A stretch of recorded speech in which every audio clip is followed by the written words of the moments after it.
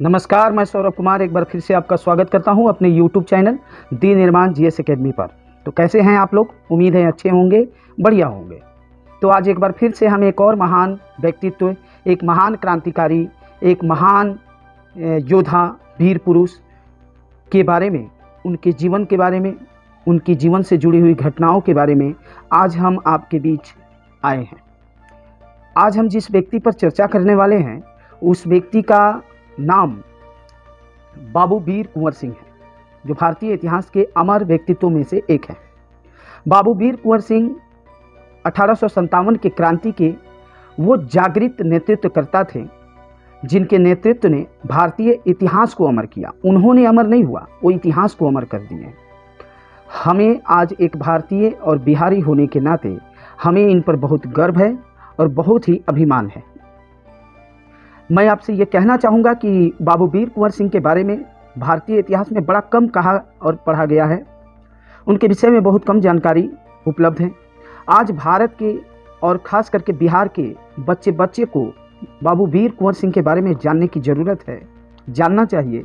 लेकिन आज अगर देखा जाए तो हम इन्हें भूल रहे हैं।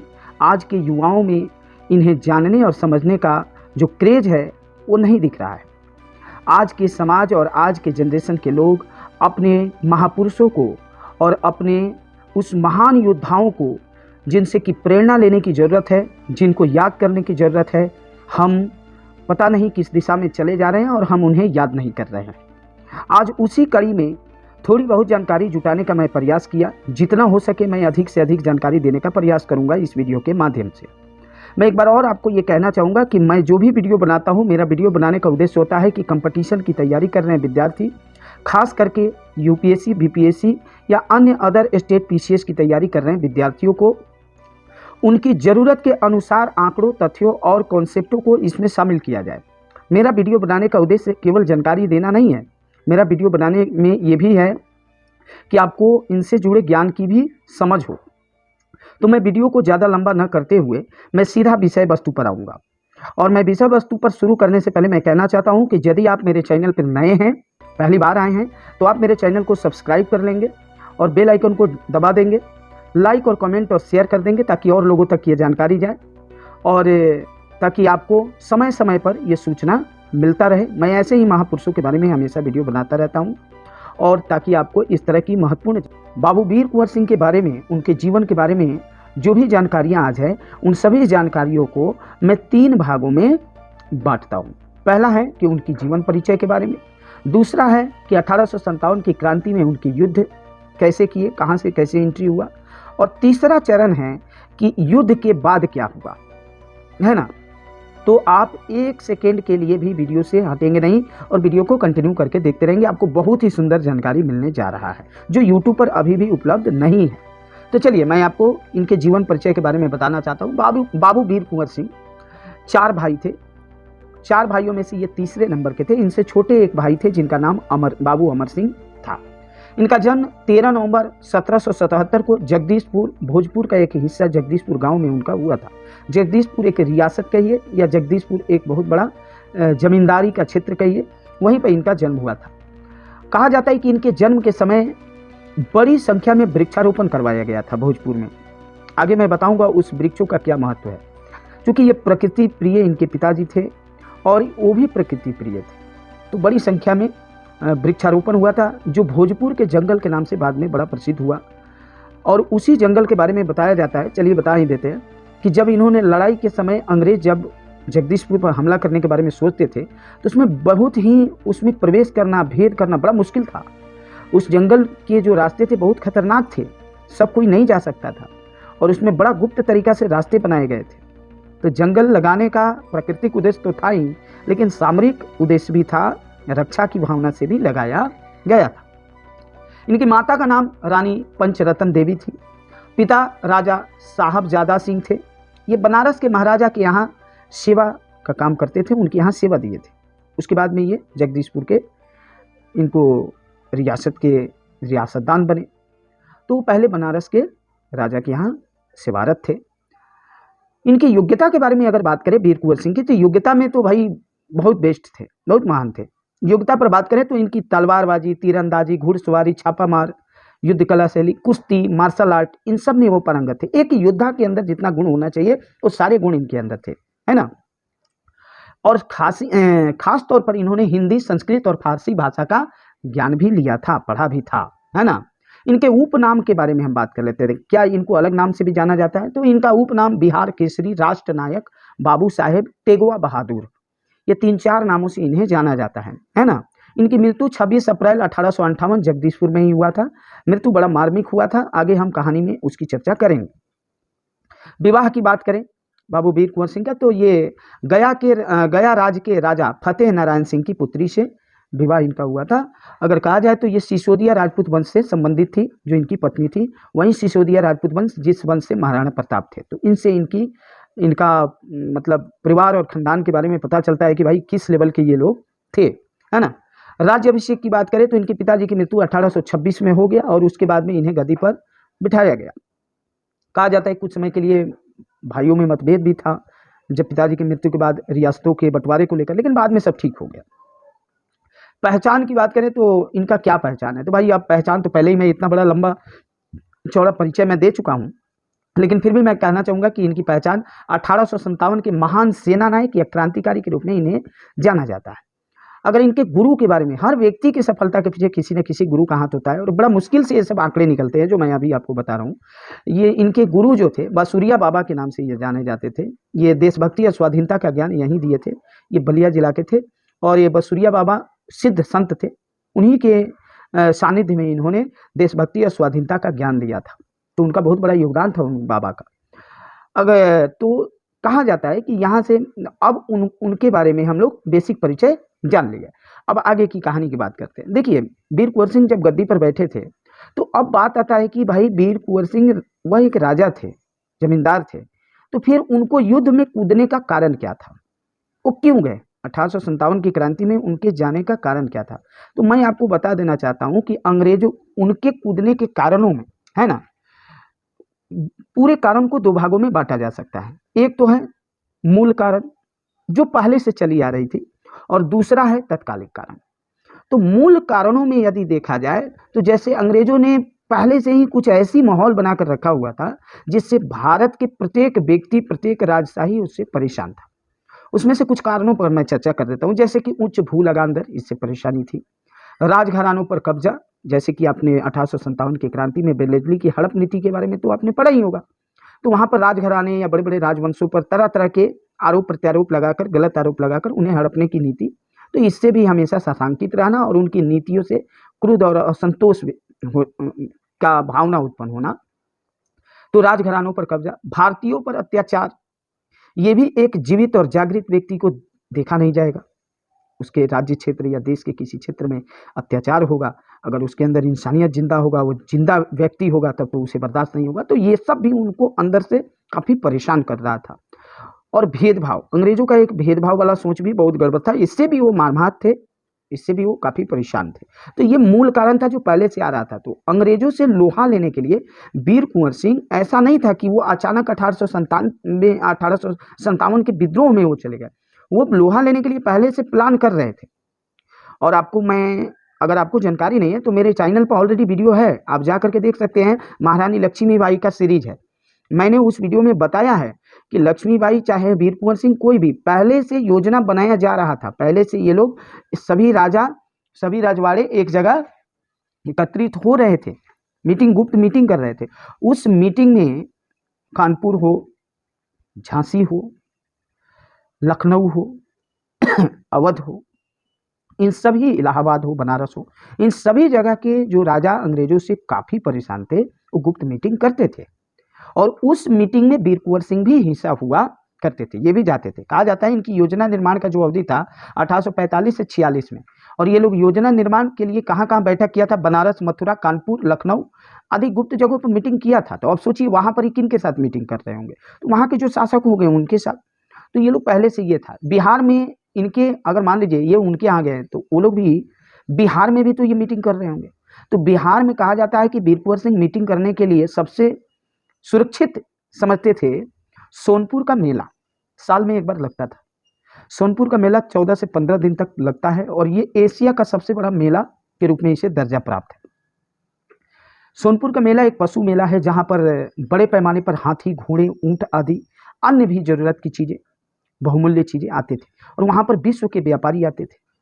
तो इसलिए उस मेले का महत्व तो बहुत ज़्यादा था, उसमें अधिक संख्या में लोग भी पहुँचते थे। इसलिए उस जगह पर संगठन तैयार करना, योजना निर्माण करना उनके लिए बहुत ही सहायक था। इसलिए सोनपुर का मेला वीर कुंवर सिंह के लिए बहुत बड़ा योगदान दिया है। अब ये सब छोटी छोटी जानकारी जो मैं आपको बता रहा हूँ, ये एक किताब से या इधर उधर से नहीं मिल सकता है, बड़ा मुश्किल है। इसलिए मैं बोल रहा हूँ कि वीडियो को स्किप किए बगैर कंटिन्यू देखना है। उसके बाद में तो मैंने आपको बताया कि युद्ध में जो प्रवेश करने का इनका कारण था, तो मूल कारण तो आपको मैंने बता दिया।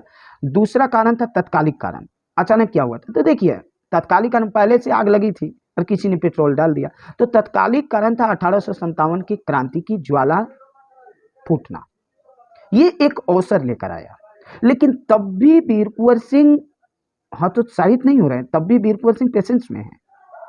बात समझिएगा। असल में होता क्या है कि वीर कुंवर सिंह का कब एंट्री होता है, ये थोड़ा सा समझने की चीज़ है, ध्यान से समझिएगा। देखिए, जब कहा जाता है कि मार्च 1857 में कहाँ पे, तो बैरकपुर छावनी में वहाँ के सिपाहियों ने विद्रोह किया था। अब बैरकपुर कहाँ है, बंगाल में, और ध्यान से समझिए, और बिहार उस समय किसका हिस्सा था, बंगाल का। तो बैरकपुर छावनी में जब ये विद्रोह हुआ तो बिहार भी बंगाल का हिस्सा और बंगाल में हुआ था। तो कहीं ना कहीं एक विशेष, एक ही राजनीतिक क्षेत्र का, अगर एक ही बड़े राजनीतिक क्षेत्र का कोई हिस्से में कोई घटना घटती है तो स्वाभाविक है कि उससे लोग मनोवैज्ञानिक तरीका से जोड़ करके देखता है और उसे अपने ऊपर हुए प्रहार के बराबर उससे ज़्यादा लगाव महसूस करता है। तो बंगाल का हिस्सा आरा भी था, जगदीशपुर भी था, और बंगाल का हिस्सा बैरकपुर भी था। इसलिए बंगाल में हुए विद्रोह का असर पूरा बंगाल पर पड़ना स्वाभाविक था, और इसी प्रभाव के कारण बिहार में आंदोलन अब धीरे धीरे आगे बढ़ने लगा। लेकिन बैरकपुर छावनी के बाद अगर आप क्रमवार समझेंगे बिहार को छोड़कर पूरे देश में, तो विस्फोटक तरीका से नेशनल लेवल पर समझेंगे तब तो आपको मेरठ वाला दिखाई देगा। लेकिन हमें अभी नेशनल लेवल पर इस विद्रोह को नहीं समझना है, अभी बिहार लेवल पर समझना है। तो इसलिए इस बात को समझना है कि भाई बिहार लेवल पर यह विद्रोह कैसे हुआ, कैसे आ गया आरा छपरा तक। तो उसके बाद क्या होता है कि बैरकपुर छावनी में मार्च 1857 में होता है। उसके बाद में 12 जून 1857 को देवघर के एक रोहिणी गांव में तीन भारतीय सैनिकों ने दो अंग्रेज अधिकारी की हत्या कर दिया। फलतः उन्हें मृत्यु दंड दे दिया गया, विद्रोह विफल कर दिया गया। कहाँ आया, देवघर। कहाँ ये, आज के झारखंड में। देखते रहिए, बैरकपुर से कहाँ आया, देवघर में। अब दूसरी घटना घटती है कहाँ, वह 12 जून को यहाँ रोहिणी देवघर में घटना घटता है, और उसके बाद में 3 जुलाई को फिर घटना घट जाता है कहाँ, 3 जुलाई को घटना घटता है, नहीं 3 जुलाई नहीं, देखिए रोहिणी गांव के बाद में दूसरी घटना घटता है 19 जून पटना में। और वह पटना में इस घटना के लिए को कौन अंजाम देता है, वह घटना को अंजाम देता है मोहम्मद हुसैन, अब्दुल्ला और वाइजुल हक। ये 3 आदमी रहते हैं, मोहम्मद हुसैन, अब्दुल्ला और वाइजुल हक। इन्होंने क्या किया कि एक अंग्रेजों के विरुद्ध विद्रोह किया। विद्रोह के कारण इन तीनों को क्या कर दिया गया, अरेस्ट कर लिया गया, गिरफ्तार किया गया। बाद में कार्रवाई करके इन्हें मृत्युदंड की सजा सुनाई गई। फिर पटना में, पटना सिटी 3 जुलाई, जून के बाद में 3 जुलाई को यह घटना घटती है पटना सिटी में। और इस घटना के लिए जिम्मेवार होता है पटना सिटी का एक पुस्तक विक्रेता जिसका नाम होता है पीर अली। पीर अली ने 3 जुलाई को वहाँ पर विद्रोह करता है। वहाँ के विद्रोह का वो नेतृत्व करते हैं। नेतृत्व करने के बाद में क्या होता है कि बड़े पैमाने पर अंग्रेजी वहाँ से सैनिकों का, अंग्रेजी सिपाहियों का, अंग्रेजी नियंत्रण को कुछ दिनों के लिए कंट्रोल कर लिया जाता है। उस इलाके से अंग्रेजी नियंत्रण गायब हो जाता है। लेकिन तुरंत ही उस जगह पर भी अंग्रेजी हुकूमत ने विद्रोह को शांत करने में सफलता प्राप्त किया। और कहा जाता है कि फलता दुकानदार का जो दुकान था वो नष्ट कर दिया गया और 16 से अधिक व्यक्ति को मृत्यु दंड की सजा दी गई। अब बताइए, ये घटना आपने क्या देखा, 4 घटना हुआ। पहला कहाँ? बैरकपुर। दूसरा कहाँ? देवघर। तीसरा पटना। चौथा पटना सिटी। अब इन 4 घटना पटना सिटी में हुआ, तो पटना सिटी 3 जुलाई को घटना घटती है और उसके बाद में अगली घटना घटती है 25 जुलाई 1857 को, और वह घटना घटता है कहाँ? तो 25 जुलाई को घटता है दानापुर रेजिमेंट में। ये बहुत बड़ा क्रांतिकारी कदम था बिहार के लिए 1857 के दौरान। 25 जुलाई डेट याद रखिएगा, 25 जुलाई 1857 को दानापुर में 3 रेजिमेंटों के सैनिक ने, जो कि भारतीय सैनिक थे, उसने विद्रोह कर दिया अंग्रेजों के विरुद्ध। तब तक क्या हो गया था कि भारत में 1857 की क्रांति इतनी धधक चुकी थी कि उसकी खबर उस समय तक बड़े पैमाने पर देश में चर्चा का विषय था, और उसी चर्चा का परिणाम था दानापुर रेजिमेंट का विद्रोह। दानापुर रेजिमेंट के जो सैनिक विद्रोह किए थे, ऐसा कई किताबों में पढ़ने पर पता चलता है कि वो सैनिक पहले से वीर कुंवर सिंह के कंसर्ट में थे। ठीक है, इस बात को याद रखिएगा, क्योंकि मैं आगे इस पर क्वेश्चन करूंगा। अब देखिए दानापुर में क्या था कि जो सैनिक विद्रोह किए, वह विद्रोह करके वहां से नारेबाजी करते हुए वहां से निकल गए और जाकर के वीर कुंवर सिंह को अपना नेता मान लिए, उनसे जाकर मिल लिए और वीर कुंवर सिंह को अपना नेतृत्व करने के लिए आग्रह किया अंग्रेजों के विरुद्ध लड़ाई लड़ने में। और वीर कुंवर सिंह से जगदीशपुर में जाकर वो मिला। मिलने के बाद उस समय उनके पास अपना और अंग्रेजी सैनिक को मिला लिया जाए तो 4000 सैनिक उनके पास हो गया। अब यहीं पर क्वेश्चन आता है कि ये सैनिक वीर कुंवर सिंह से ही क्यों मिले? यह सैनिक औरों से क्यों नहीं मिला? दूसरी जगह भी जा सकता था, खुद से नेतृत्व कर सकता था। तो इसलिए मिले क्योंकि वीर कुंवर सिंह पहले से उनके नेतृत्व में, यानी उनके कंसल्ट में थे, इसलिए मिले। वहां पहुंच करके बताया जाता है कि अंग्रेजों के विरोध में और कुंवर सिंह के सपोर्ट में नारे लगाए, सैनिकों ने नारे लगाए, शाही सलामी दी, और उसके बाद में कहा जाता है कि आगे बढ़ते हुए जेल की सलाखें तोड़ दी गई, सारे भारतीय सैनिकों को रिहा कर दिया गया। जब यह हुआ तो सैनिकों ने कहा कि अब हमें पूरे बिहार से अंग्रेजों को भारत से खेदना है, पूरे बिहार से भगाना है। तो कहने का अर्थ है कि भाई ये कैसे संभव हो पाएगा, आप हमारा नेतृत्व कीजिए। अब एक समस्या आ रहा था कि वीर कुंवर सिंह वृद्ध हो चुके थे, 80 वर्ष की अवस्था में जा चुके थे, तो वो भी थोड़ा सा अपने ऊपर कॉन्फिडेंशियल नहीं हो पा रहे थे। लेकिन अंततः उन्होंने पूरी कॉन्फिडेंट में आया और युद्ध का नेतृत्व करने का, यानी कि अपनी सैनिकों का नेतृत्व करने का निर्णय किया। अब देखिए यहां पर जब मैंने आपको पटना वाला घटना जो मैंने बताया 19 जून वाला, जिसमें 3 व्यक्तियों को, 3 मुस्लिम क्रांतिकारी जो थे, मैं आपको बता देना चाहता हूं, उनका नाम है अब्दुल्ला, मोहम्मद हुसैन और वाइजुल हक। तो इनको भी जब अंग्रेजों ने गिरफ्तार किया था तो बड़ी प्रेम से बुला करके नजरबंद करके तब इन्हें मृत्युदंड दिया था। तो इस अंग्रेजों को पहले से वीर कुंवर सिंह की एक्टिविटी पर डाउट था, और वो हमेशा वीर कुंवर सिंह को चाहते थे कि भाई हम बुलाए। कई बार जो पटना के कमिश्नर थे, वो पटना के कमिश्नर टेलर ने संदेह की दृष्टि रखते हुए कुंवर सिंह को कई बार पटना आकर मिलने के लिए उसने नोटिस भेजा था, लेकिन वीर कुंवर सिंह ये बात जानते थे कि वो जाने के बाद फिर वापस नहीं आएंगे, इसलिए उन्होंने जाकर मिला नहीं। और परिस्थिति ऐसी बन गई कि अब उनके पास था कि नहीं, अब तो विद्रोह करो, नहीं तो टेलर से जाकर मिलो। तो ये भी एक कारण था उनको विद्रोह में कूदने का।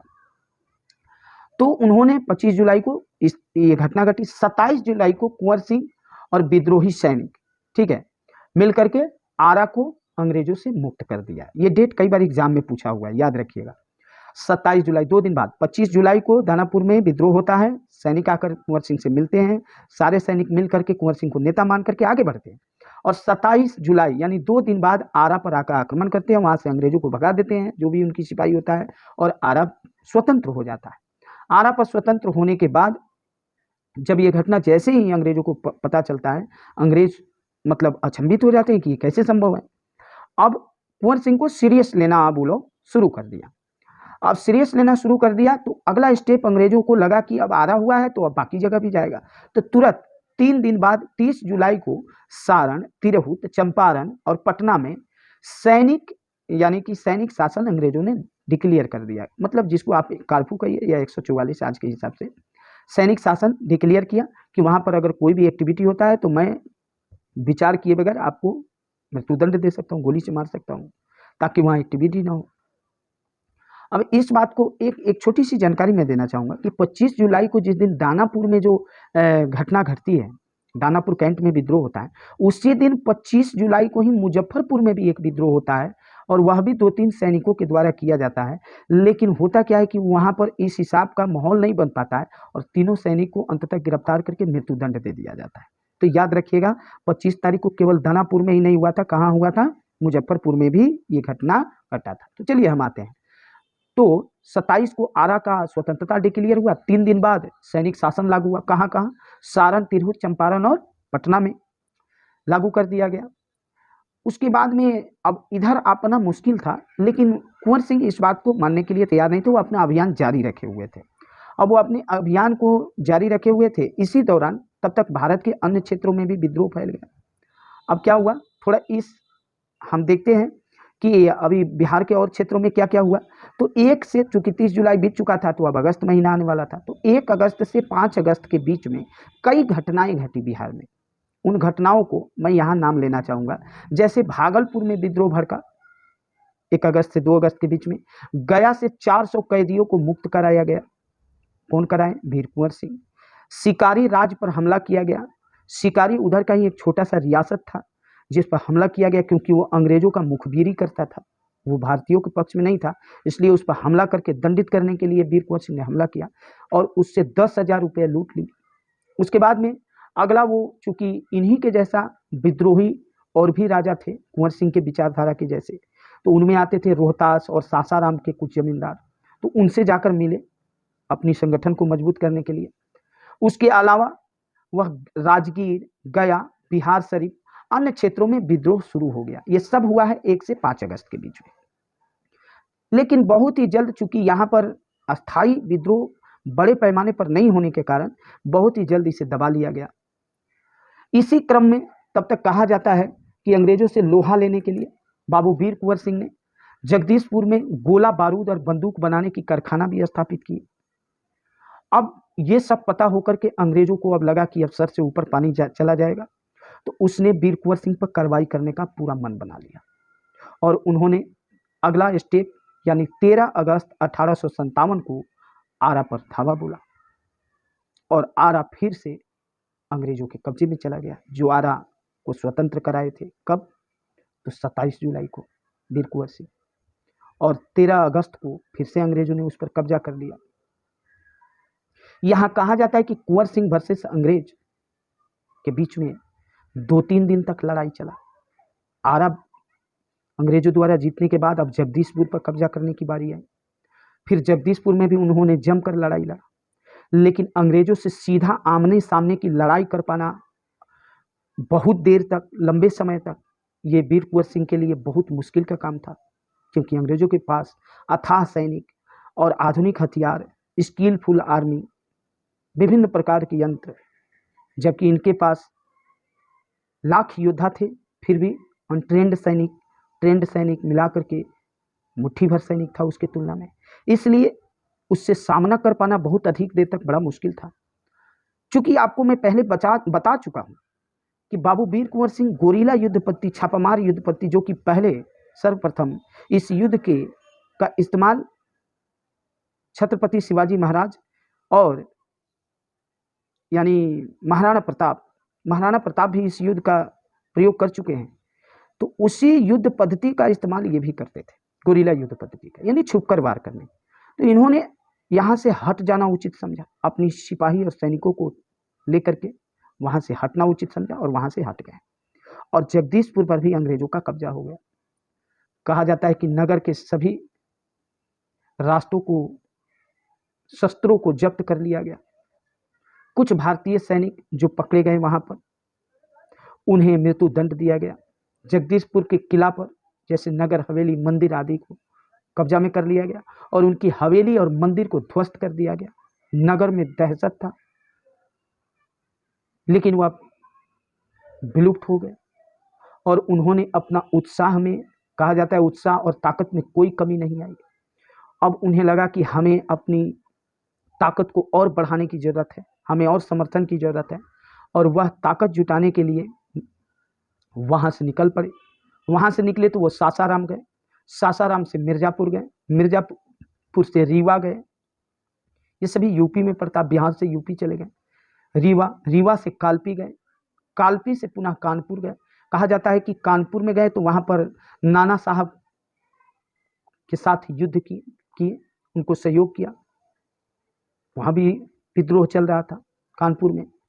उसके बाद लखनऊ गए, लखनऊ का पहले से ही अशांत था।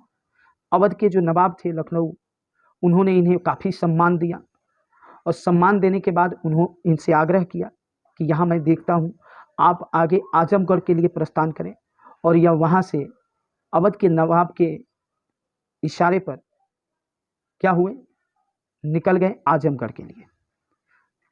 आजमगढ़ जाने के पीछे एक और उद्देश्य था, इनका निजी उद्देश्य भी था। ये था कि वहाँ से इलाहाबाद और बनारस को इनको स्वतंत्र कराना था।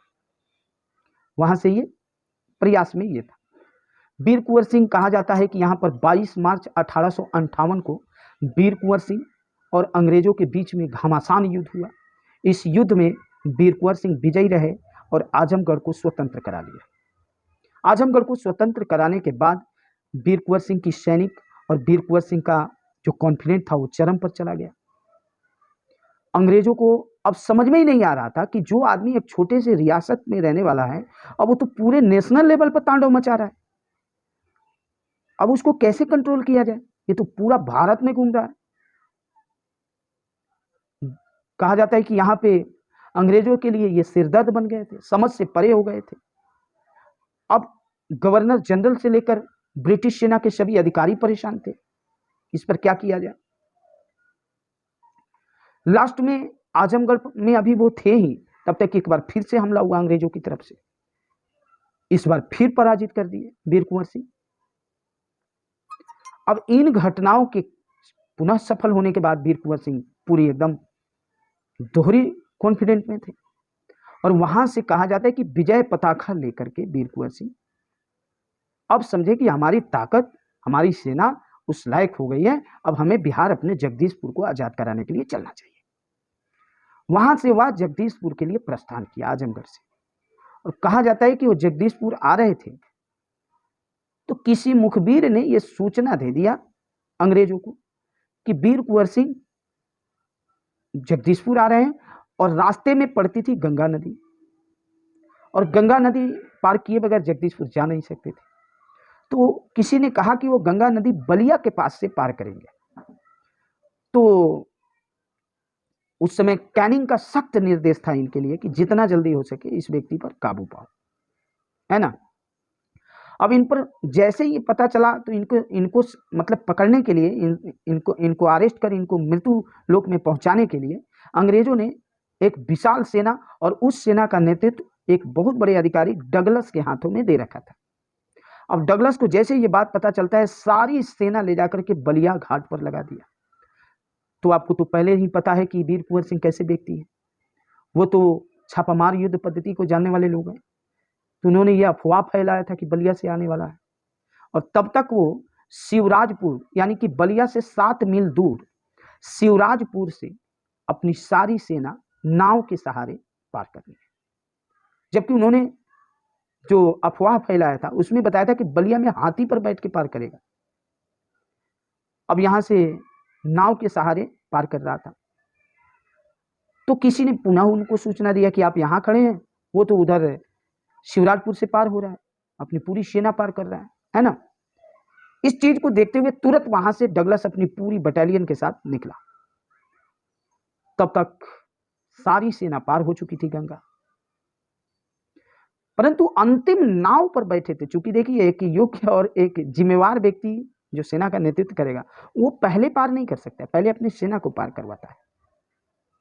यहां भी इस चीज को महसूस किया जा सकता है, क्योंकि वो लास्ट नाव में जब वो आ रहे थे तो लास्ट नाव उन्हीं का था, अभी आधे से कम नदी पार किया था, तब तक डगलस की सेना वहां पहुंच जाती है, और पहुंच करके अंधाधुंध उनके ऊपर गोलियों की बौछार करने लगती है। उसी क्रम में एक गोली उनके बाएं हाथ में आकर लग जाता है, और इससे उनका हाथ बुरी तरह फट जाता है, आप कह सकते हैं बेकामिल हो जाता है, और बड़ी तीव्र गति से उनका रक्त स्राव हो रहा होता है। लेकिन एक ही हाथ से तलवार निकालकर वहां पर डट कर सामना होता है, और अंततः अंग्रेजों की वहां हार होती है। लेकिन बड़ी देर तक युद्ध में रक्त स्राव होने से अब उनको ये एहसास होने लगा था कि भाई अब हम ज्यादा देर तक जिंदा नहीं रह सकते। और उस समय की कारतूस में, आज भी 2 तरह के कारतूस होते हैं, कारतूस मतलब गोली, बुलेट। एक होता है सीधा क्षति पहुंचाना, फिजिकली किसी को अधिक से अधिक शरीर को क्षति पहुंचा देना, उससे भी आदमी मरता है। और एक होता है कि क्षति कम पहुंचाना, और उसके अंदर पॉइजन होता है जो आदमी को धीरे धीरे पॉइजन शरीर में फैलता है और मर जाता है। तो वो जो गोली लगी थी उनको, वो गोली उसी पॉइजनिक गोली था, बुलेट था, और उसकी पॉइजन पूरा शरीर में फैल रहा था। अंततः उन्हें लगा कि हम ज़्यादा देर तक युद्ध नहीं कर पाएंगे, इसलिए उन्होंने अपनी दाहिने हाथ से अपना कटार निकाला और अपनी बाएं हाथ की भुजा सहित काट करके गंगा को अर्पित कर दिया। और उन्होंने वहां कहा कि हे गंगा मैया, मेरे तरफ से एक तुच्छ भेंट आपको। और उन्होंने गंगा को अपना हाथ अर्पित कर दिया। कहा जाता है कि वो डेट था 23 अप्रैल 1958। अंग्रेज और वीर कुंवर सिंह में घनघोर युद्ध हुआ। अंग्रेज पराजित हो गए। अंग्रेजों को भागना पड़ा जगदीशपुर से, और वो अपने जीवन में ही अपनी महल पर से और अपने पूरे क्षेत्रों से जो रॉयल फ्लैग था जो ब्रिटिश गवर्नमेंट का, उसे उतरवाकर केसरिया भगवा झंडा लहराएं। पूरे भारतीय इतिहास के जितने भी क्रांतिकारी हुए हैं, 1857 की क्रांति की मैं बात कर रहा हूं, ये पहले ऐसे क्रांतिकारी थे जिन्होंने युद्ध किया, जीता, वो भी जीते जी जीता, और अंग्रेजों को पराजित करके अपना झंडा लहराया। सभी ने लड़ा जरूर है, लेकिन सफलता सभी के पास नहीं है, ये याद रखिएगा। वीर कुंवर सिंह पहले ऐसे क्रांतिकारी थे जिन्होंने क्रांति लड़ी भी और विजय भी पाया, जीते जी। लेकिन होने को कुछ और मंजूर था। क्या मंजूर था भाई? अब ये जीत तो लिए, लेकिन कहा जाता है कि इनकी कुंवर की खराब होती हालात के कारण बिहार सहित ही नहीं पूरा देश गमगीन था। 3 दिन बाद यानी 23 अप्रैल 1958 को युद्ध हुआ, और 3 दिन बाद यानी 26 अप्रैल 1958 को जगदीशपुर में अधिक रक्तस्राव और कारतूस के जहर फैल जाने के कारण इनकी मृत्यु हो गई, और ये स्वर्ग में चले गए। तो ये था वीर कुंवर सिंह की बातें, कहानी। लेकिन अभी कहानी खत्म नहीं, यहाँ और इंपॉर्टेंट बातें जो मैंने आपको बताया था, एक तो युद्ध, अब तीसरी चरण की बातों को आपको जानना चाहिए। तीसरी चरण में क्या है? मैंने बताया था कि मरने के बाद क्या हुआ। मृत्यु के बाद नवंबर 1959 तक अंग्रेजों का वहां तक कोई कब्जा नहीं रहा। बताया जाता है कि महारानी विक्टोरिया, बाद में आप 1857 की क्रांति अगर पढ़े होंगे तो आपको पता होगा, विक्टोरिया ने क्षमादान की घोषणा की थी, और यहाँ से ईस्ट इंडिया कंपनी का शासन हटा करके ब्रिटिश क्राउन की सत्ता को स्थापित किया। अंग्रेजों को भी अपनी गलती माननी पड़ी। तो जब वो उसी को बोला जाता है, विक्टोरिया के क्षमादान की घोषणा के बाद विद्रोही हथियार मतलब डाले, नहीं तो नहीं डाले थे। जब तक विक्टोरिया यानी कि ब्रिटिश महारानी जब तक क्षमा घोषणा नहीं की थी तब तक नहीं डाले थे। वो हमेशा तैयार थे लड़ने के लिए। सोचिए कैसी अवस्था थी वहाँ के लोगों का, उनके सैनिकों का। बाबू अमर सिंह जो कि उनके छोटे भाई थे, कहा जाता है कि जब वो जगदीशपुर छोड़ के यूपी के अभियान में थे तो तब तक वह जगदीशपुर का कमान जो था वो अमर सिंह के हाथ में था। तो अमर सिंह भी उतना ही बड़ा दोषी थे जितना बड़ा वीर कुंवर सिंह थे अंग्रेजों के नज़र में। तो सबको क्षमा तो दे दिया गया विक्टोरिया के द्वारा स्वतंत्रता क्रांति के बाद, लेकिन अमर सिंह सहित व्यक्तियों को नहीं दिया गया, उनको दंडित किया गया। उनके साथ यह हुआ। क्रांति के अंत के साथ कंपनी के शासन का अंत हो गया। भारत का शासन ब्रिटिश सत्ता के नियंत्रण में चला गया। अब एक और चीज यहां समझने की जरूरत है कि अब एग्जामिनेशन भी हुआ पॉइंट से एक दो बातों को जान लीजिए। पहला कि बाबू वीर कुंवर सिंह के सम्मान में क्या क्या कार्य किए गए हैं आज तक। उन्होंने इतना बड़ा अभियान, इतना बड़ा स्वतंत्रता आंदोलन लड़ा था, तो क्या क्या हुआ है अपने बिहार में या देश में। तो सर्वप्रथम कहा जाता है 23 अप्रैल को 1966 में उनके नाम पर एक डाक टिकट जारी किया गया था उनके सम्मान में, पहली बार। कब? 1966 में। मान लीजिए कि आप बीपीएससी की तैयारी कर रहे हैं, आपसे पूछ दिया जाए कि वीर कुंवर सिंह के सम्मान में किए गए 4-5 कार्यों को बताइए, तो क्या जवाब दीजिएगा? इसलिए ये आपके लिए काफी महत्वपूर्ण है। दूसरा, 1992 में वीर कुंवर सिंह विश्वविद्यालय आरा में स्थापना किया गया, जो कि उनके सम्मान में उनके ऊपर बनाया गया था। यह बिहार सरकार के द्वारा किया गया। 2017 में आरा छपरा ब्रिज बनाया गया था, गंगा ब्रिज। उस ब्रिज का नाम भी इन्हीं के नाम पर वीर कुंवर सिंह सेतु या ब्रिज रखा गया है। ये भी उनके सम्मान में 2017 में किया गया। 2018 में 160वीं वर्षगांठ पर इनके, चूंकि हार्डिंग पार्क में वीर कुंवर सिंह पार्क उसका नाम रख दिया गया, जो कि हार्डिंग पार्क पहले से उसका नाम था, ये भी आरा में था। और उस पार्क में इनका एक बहुत बड़ा, विशाल तो नहीं कहेंगे, लेकिन एक मध्यम श्रेणी का एक स्टैचू भी बनाया गया है। पांचवा के रूप में आपको जानना चाहिए कि 164वीं वर्षगांठ पर 23 अप्रैल 2022 को गृह मंत्री अमित शाह ने आजादी का अमृत महोत्सव के दौरान 77,900 राष्ट्रीय ध्वज फहराने का विश्व रिकॉर्ड इन्हीं के बाबू वीर कुंवर सिंह के वर्षगांठ के दिन आरा में ये विश्व रिकॉर्ड बनाया गया था माननीय गृह मंत्री अमित शाह के द्वारा। एक बार और इसे समझिए, वीर कुंवर सिंह जयंती 164वीं 2022 आरा।